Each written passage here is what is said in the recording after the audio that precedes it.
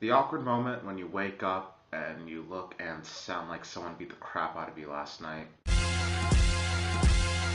Yeah, yo, check it. Turn me up a little bit on the mic. Rayman Origins. Sure, I mainly do movie reviews, but I really wasn't up for going to the movies this weekend, so you're getting a game review instead. And yes, I realized I had tape on my glasses. I actually ended up getting this game for Christmas. Thank you, Big Brother, who will probably never see this video, for getting it for me. But I ended up finally beating it last week, and I can't play a game this awesome and not talk about it. This game is Rayman's comeback. Like, he's back doing everything that he does: punching, jumping, swimming, shrinking, flying, through some very well designed levels.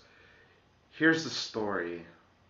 Um, I'm not entirely sure what the plot was from the opening scene, to be honest, but Rayman and his friends were all sleeping very loudly and annoying the crap out of all the villains. And then the villains got pissed and decided to take over the world. And it's up to you to stop them by traveling through as many worlds as possible and defeating bosses that literally come out of nowhere. And there's a twist at the end. And don't worry about the story. It's just an excuse to take you through some very well designed levels. And this is just fun platforming. Like, I'm crappy and very impatient when it comes to platformers. Like, I'm gonna compare this game to another.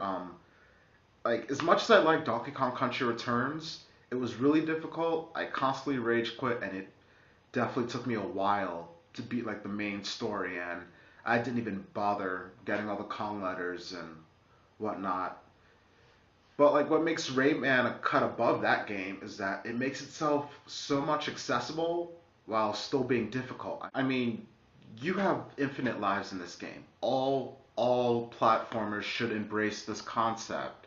If you die, you start at the beginning of the section of the level you died in, which almost never feels too far back. Whereas like in other games, you die, you start at the very beginning or like the halfway points. Um, and I liked how I just kept going with this game. Like with other platformers, I'm always hesitant. Like I always had to know what was ahead of me before I jumped. But with this, like I'm always just taking leaps of faith, and I never stop going. Most of the time at least. But I mean, the game didn't spoil me. Like I still rage quit from time to time, but like the next time I came back, I usually beat the part I got stuck in. Like I never got stuck on a single level for like a week, such as in other games. All right, moving on. Co-op works pretty well in this game, and this game does allow you to screw your friends over when playing. It allows up to 4 players, but I think like the sweet spot lies in between 2 or 3 people, where you can have the most fun without the screen getting too chaotic. Some people were mad that there was no online co-op, but to be honest, with some games, you just don't need that. Like, I want to see my friend get pissed when I punch him into an enemy. Granted, when you hit them in the virtual world, they'll likely hit you back in the real world. I still have bruises. So the co-op is good. Another thing I loved about this game is music. Normally, who cares? But Jesus Christ, whoever did the music for this game, you are a genius. They blend so well with the levels and all the backgrounds, and it was just so much fun to listen to. So now I'm just going to describe each basic level. You have 3 goals. 1, to make it to the end of the level. 2, to collect as many looms as you can. They're like the little yellow things floating around each level. And 3, to rescue the Electoons in each level. There are 2 hidden groups in each level, and you always run into the third one at the end. If you do that, you'll get every Electoon that level has to offer, which allows you to unlock more levels. Which brings me to my favorite part of the game, the Skull Teeth levels. Basically, when you get a certain amount of Electoons, you'll unlock a Skull Tooth level.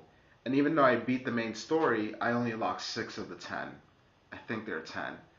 And trust me, I'm definitely going back to do all of them. But basically, there are these levels where you have to chase this treasure chest containing a skull tooth. And these levels are so crazy and really hard also. Um, that's where the whole accessibility thing comes into play, because even though they're hard, they're also pretty short. So when you die, and you will die a lot, you'll be right back there chasing that thing in seconds. Apparently, getting all 10 teeth will unlock this bonus world, which will supposedly dwell further into the story. So I'll see how that turns out, but this game is worth buying for those levels alone. People really need to buy this game. Like, 2D platformers are back, and Nintendo, you guys might want to look at this game because it has a thing or two to teach. Just as Ubisoft clearly learned some things from your games, from level design to its wonderful art style to music to just all the variety that each level has to offer. When I'm playing this, like I'm jumping, I'm cursing, I'm wondering what more they can throw at me, and it never runs out of steam. Like they throw a lot at you. This is a game you should definitely purchase at full price, and it's and the price has already been slashed, so you really don't have an excuse. It's gonna be on every single console. It's already out on Xbox. It's already out on PS3. It's out on Wii. It'll be out on the Vita when that comes out, and it's soon coming out on the 3DS. And apparently, it's gonna be on the PC also. So play this game.